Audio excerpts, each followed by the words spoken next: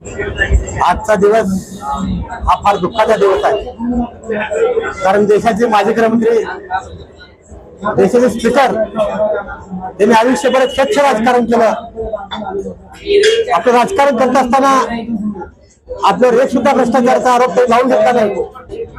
असं स्वच्छ व्यक्तिमत्वाचं चारित्र्य राजकर्ते शिवराज पाटील चाकूरकर साहेबांचा आज दुःखद दिन झालं। फार मोठी आणि देशाला लातूर जिल्ह्याला झाले आहे। राजकारण कसं करावं हे त्यांनी आपल्या आयुष्यामध्ये अनेक लोकांना शिकवलं। देशाचं राजकारण करत असताना त्यांनी कधी कुणाजवळ दुश्मनी केली नाही, कधी कुणाचा बदला कधी काढला नाही।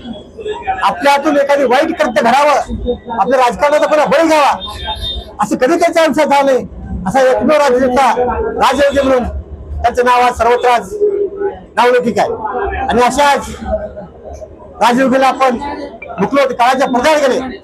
बहुजन विकास अभियानच्या वतीने व माझ्या एकूणकरी प्रवासाच्या वतीने मी अशा राजयोगीला पूर्ण श्रद्धांजली अर्पण करतो। जय